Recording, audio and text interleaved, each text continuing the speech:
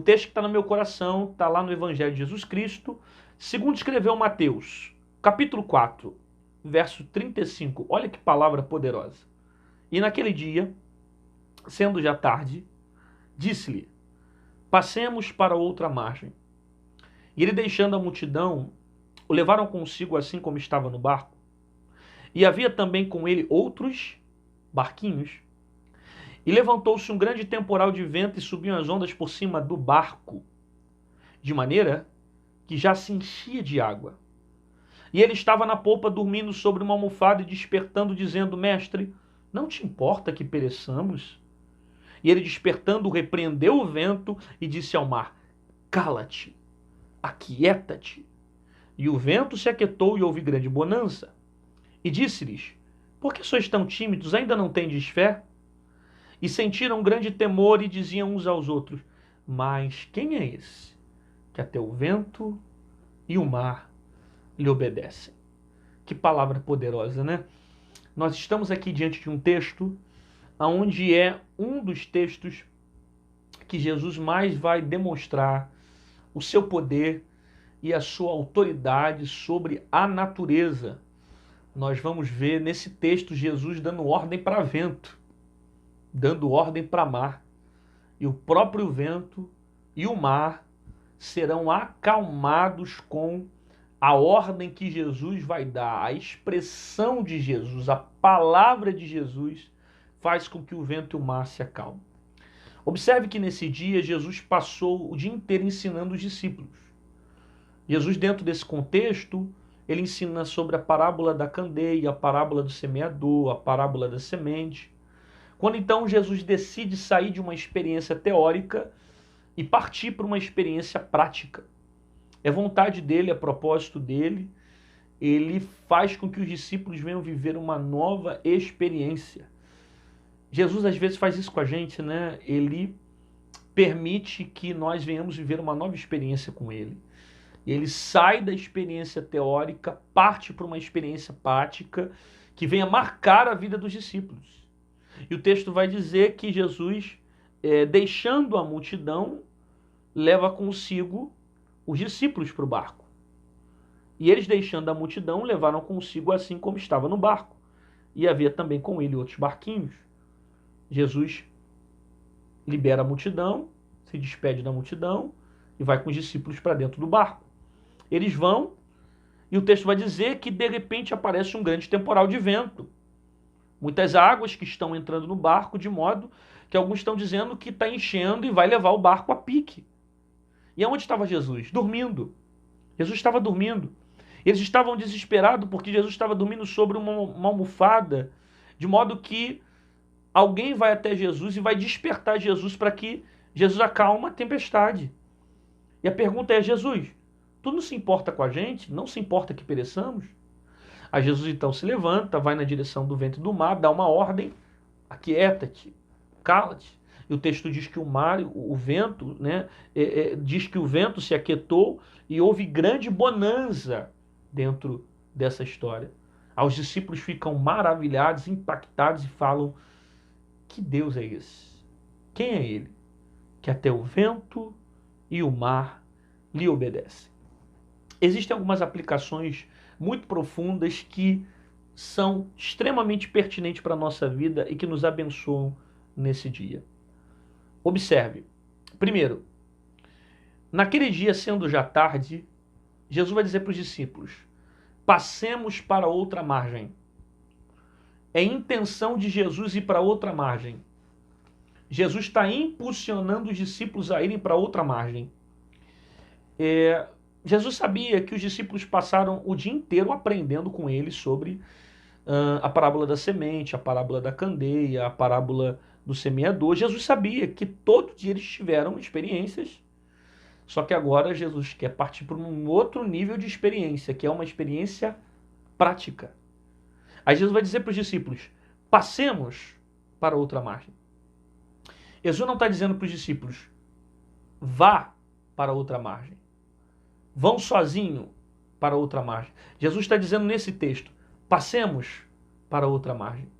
Jesus está impulsionando os discípulos a saírem da posição que estão e irem para outro lugar. Por mais que os discípulos tenham vivido muitas experiências com Jesus, Jesus quer trazer algo novo para eles. Por isso que Jesus vai dizer, passemos para outra margem. Às vezes Jesus faz isso. Ele nos impulsiona a sair de um lugar de onde estamos e ir para outro lugar. Por isso que ele diz, passemos para outra margem. É o próprio Jesus que está nos impulsionando, nos tirando do lugar onde estamos para viver uma experiência sobrenatural com Ele. Às vezes, Jesus te impulsiona a você sair de onde você está, para que você viva com Ele uma nova experiência. Eu quero que você entenda que Jesus está impulsionando a tua vida para que você não fique na zona de conforto, para que você não fique nessa área de conforto, porque por mais que você tenha vivido algumas experiências com Deus, por mais que você tenha vivido muitos sinais com Deus, você não viveu tudo. Existem experiências sobrenaturais, existem sinais que você ainda não viu, existe um poder que você ainda não experimentou, que Jesus quer que você viva com Ele. Manifestações que você nunca viveu, que Ele quer que você viva com Ele. Por isso Ele está impulsionando você a sair de onde você está para viver com Ele uma nova experiência. Porque você pode ter visto muita coisa, mas você não viu tudo. Você pode ter recebido muito de Deus, mas você não recebeu tudo. Você pode ter visto muita graça, muita glória de Deus, muitos sinais de Deus, mas você não viu todos os sinais. Existem coisas sobrenaturais que os seus olhos não viram, que seus ouvidos não ouviram, que Deus quer revelar para você no meio dessa tempestade. Sabe o que eu acho lindo? É que Jesus não vai dizer para os discípulos, vão. Jesus vai dizer para os discípulos, passemos para o outro lado. Ele vai passar com a gente. Ele está passando com a gente. Ele está caminhando conosco para o outro lado. Ele nunca vai te colocar numa prova para você passar sem a presença dele. Ele passa contigo. Ele nunca vai te colocar numa tempestade sem ele passar contigo. Ele nunca vai te colocar num deserto sem não estar com você. Ele pode nem sempre falar aquilo que você quer ouvir, mas ele passa junto com você. Ele diz para os discípulos, passemos para outra margem.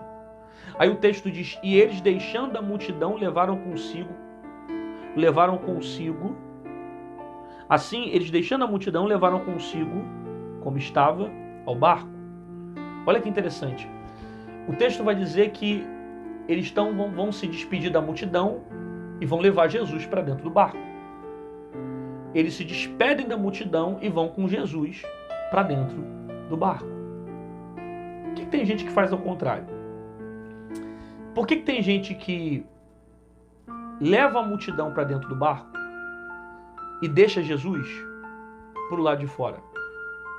Por que tem gente que leva a multidão para dentro do barco e deixa Jesus para o lado de fora? Será que você não percebeu que a qualquer momento essa multidão vai naufragar o teu navio? A qualquer momento esse barco vai vir a pique por causa da multidão que você decidiu levar para dentro do teu barco. Por que tem gente que deixa Jesus do lado de fora do barco e leva a multidão para dentro do barco? Será que você não percebeu que a qualquer momento essas pessoas vão destruir o barco? A qualquer momento essas alianças vão destruir o barco? A qualquer momento esses relacionamentos vão destruir o barco? Eu sei que nem toda aliança é fácil de quebrar. Eu sei que nem toda amizade é fácil de romper. Mas é melhor você ter Jesus no barco do que a multidão te levando para uma vida de destruição. Será que você não percebeu que desde o momento que essa pessoa entra na sua vida, ela coloca você contra o teu marido? Desde o momento que essa pessoa entrou na sua vida, ela coloca você contra os teus filhos. Desde o momento que essa amizade entrou na sua vida, você começou a beber, começou a fumar, começou a cheirar. Você não percebeu ainda que essa multidão vai afundar o teu barco? Desde o momento que esse relacionamento entrou na sua vida, você perdeu a vontade de vir para a igreja, você perdeu a vontade de orar, você perdeu a vontade de ler Bíblia. Desde o momento que você fez uma aliança com essa pessoa destruiu a tua vida. Será que você não está vendo que a qualquer momento essa multidão vai levar o seu barco a pique. Você precisa romper com essa multidão. Você precisa quebrar a aliança com essa multidão. Eu te convido nessa manhã, você dar um tchau para a multidão e levar Jesus para dentro do teu barco. Leva Jesus para dentro do teu barco. Não tem como levar Jesus e você trazer algumas coisas do mundo para dentro do barco. Não tem como você levar Jesus e trazer algumas coisas do meio da multidão para dentro do barco. Não tem como. Ou você leva a multidão, ou você leva Jesus. Eu te convido a você levar Jesus e deixar a multidão para o lado de fora. Os discípulos fazem isso. Eles levam Jesus para dentro do barco. E o texto diz para nós que eles, deixando a multidão, levaram consigo assim como estava no barco. E havia também com ele outros barquinhos. Preste atenção nessa parte. E havia também com ele outros barquinhos. E levantou-se um grande vento de temporal, e subiam as ondas por cima do barco, de maneira que já se enchia de água. Preste atenção. Se você não tiver atenção, você não pega essas pérolas na palavra.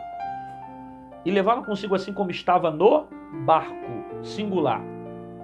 E havia também com ele outros barquinhos, plural. E levantou-se um grande temporal de vento, e subiam as ondas por cima do barco, singular, de maneira que já se enchia de água. Preste atenção. Os discípulos vão com Jesus para dentro do barco. E o texto diz que no meio daquele mar haviam outros barquinhos, plural. Significa que havia mais de um barco. Mas quando o vento e a tempestade vêm, o texto está dizendo para nós que o vento e o temporal vêm em cima do barco, singular.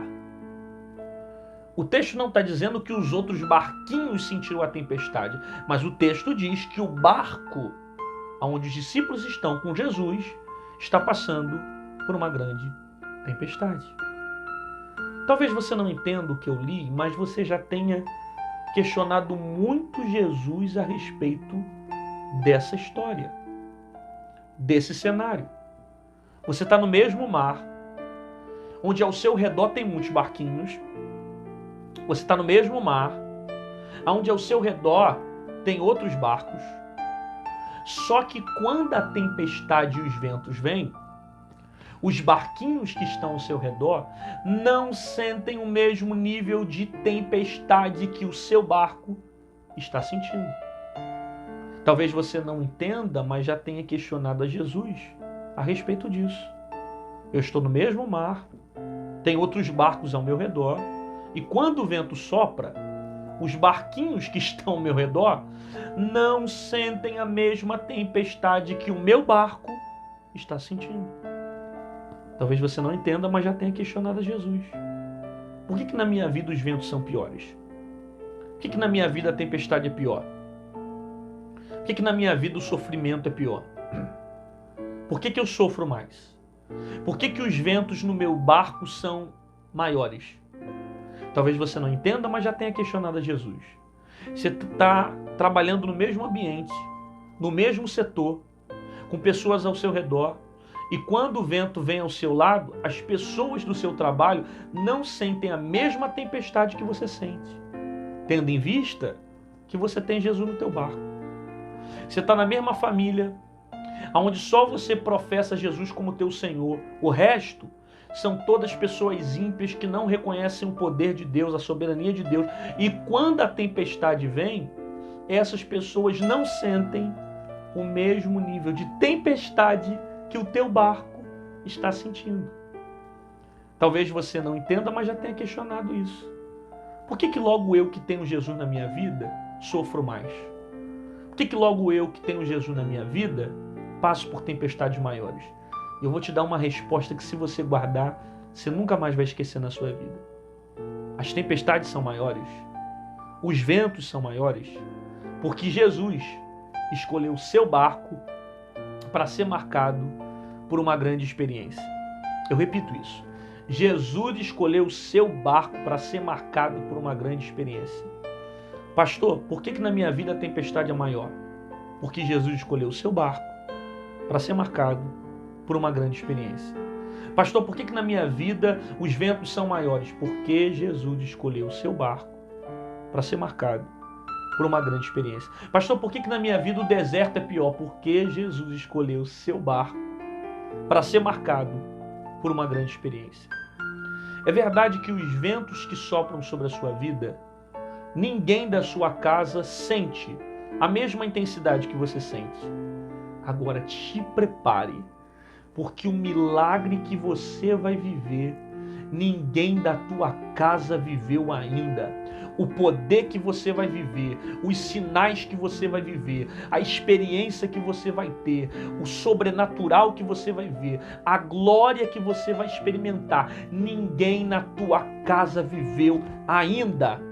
Você pode testificar essa palavra porque é muito forte, irmão. Coloca nesse comentário, escreve aí, pelo amor de Deus, reproduz essa palavra, diz que você está recebendo, confirma essa palavra, mostra que você acredita nessa palavra e diga: eu estou sendo marcado por uma grande experiência. O que eu vou viver, ninguém na minha casa viveu ainda, porque eu declaro para a tua vida, 1 Coríntios capítulo 2, versículo 9, aquilo que os seus olhos não viram, seus ouvidos não ouviram, o que não chegou ao teu coração é o que Deus tem preparado para aqueles que o amam. É bem verdade que os ventos que você está vivendo, ninguém na tua casa vive, você sofre mais, a tempestade é maior, mas o milagre que você vai viver, ninguém na tua casa vai viver. O poder que você vai experimentar, os sinais que você vai ver, ninguém na tua casa vai experimentar. Você pode receber essa palavra? Declara isso, escreve isso. Eu vou viver um milagre do Senhor. Deus está me marcando por uma grande experiência. Deus está me marcando para coisas grandes, para coisas sobrenaturais. E olha o que o texto diz. O texto fala que levantou-se um grande temporal de vento, de maneira que já se enchia de água. Subiam as ondas por cima do barco, de maneira que já se enchia de água. Gente, preste atenção. Os discípulos estão desesperados, porque o barco está enchendo de água. As águas estão entrando no barco. Mas olha o que o texto diz. De maneira que as águas enchiam o barco. De maneira que enchia-se de água. Estava enchendo, mas não estava cheio. Está entrando água, mas não está cheio ainda. Está entrando água, mas ainda não está cheio. Eu estou pregando para alguém que não está entendendo ainda que o barco está enchendo, mas não vai encher. As águas estão entrando, mas não vão afundar teu barco. As águas estão entrando, mas não vão destruir o teu barco. Por quê? Porque Jesus está no controle do barco. Jesus está no controle da embarcação. E barco que tem Jesus, o vento até sopra, mas não afunda o barco. Jesus está no barco. Está enchendo, mas não vai encher. Está enchendo, mas não vai quebrar. Você está ouvindo essa palavra ou não? Está enchendo, mas não vai destruir o teu barco. Você não vai afogar, não vai se afundar no meio das águas. Por que, pastor, que eu não vou encher? Porque Jesus já mediu o comprimento do barco. Jesus já mediu a altura do barco. Pastor, por que o barco não vai encher? Porque Jesus já mediu a largura do barco. Pastor, por que o barco não vai encher? Porque Jesus já mediu a profundidade do barco. Não estou entendendo, vou te explicar. Jesus sabe a capacidade que o seu barco suporta de água. Eu estou pregando para alguém que está preocupado porque as águas estão entrando no barco, mas eu vim dizer para você que Jesus não te dá nada além daquilo que você não possa suportar. Ele sabe até onde você aguenta. Jesus conhece a tua capacidade. Essas águas não são para te matar. Essas águas não são para te destruir. Essas águas são para te fortalecer, para você viver uma grande experiência com Deus. As águas não vão destruir o teu barco, porque Jesus já mediu a altura, já mediu o comprimento, já mediu a profundidade, já mediu a largura. Ele já viu altura do barco. Ele não te dá nada além daquilo que você não possa suportar. Ele sabe a tua capacidade, ele conhece a tua estrutura e ele vai acalmar a tempestade, ele vai entrar com resposta para o teu barco e não vai deixar você afundar. Ele só permitiu as águas entrarem no barco para você dizer como Jó: antes eu te conhecia de ouvir falar, mas hoje os meus olhos te veem. Você percebe a profundidade dessa palavra? Que Jesus já mediu a largura e a estatura, o tamanho, a profundidade do barco. Os discípulos vão acordar Jesus e vão dizer: tu não está vendo o que está acontecendo? Não te importa conosco? Jesus vai na direção do vento e do mar e ele vai dar uma ordem para o vento dizendo: cala-te, aquieta-te. Você faz ideia da cena que vai ficar na mente dos discípulos? Os discípulos vão ficar com a cena de Jesus na frente do barco, dando ordem para vento, para o mar: cala-te, aquieta-te. A última cena que vai ficar no coração dos discípulos não é os discípulos dizendo: nossa, que tempestade foi essa? Quase morremos nesse vento, quase morremos nessa tempestade. A última cena que vai ficar no coração dos discípulos não vai ser: nossa, que vento foi esse? Quase morremos no meio... Não. A última cena que fica registrada no coração dos discípulos está no texto. Quem é ele? Que até o vento e o mar lhe obedecem. Quem é ele? Que Deus é esse? Que poder é esse? Que até o vento e o mar lhe obedecem. Eu vou aplicar para você entender que a última cena que você vai lembrar dessa tempestade não vai ser do sofrimento que você passou no processo. Não vai ser das águas entrando no barco ou do vento que está soprando. Não. A última cena que você vai lembrar vai ser: que poder é esse? Que glória é essa? Que autoridade é essa que ele tinha? Nossa, ele foi no meio do barco, acalmou vento, acalmou tempestade, porque Deus te marcou no meio desse barco para mostrar para você experiências sobrenaturais. Então, muito em breve, quando a tempestade passar, quando a tempestade vai acabar, quando a tempestade terminar, você também vai dizer: que Deus é esse? Que poder é esse? Quem é ele que até o vento e o mar lhe obedecem?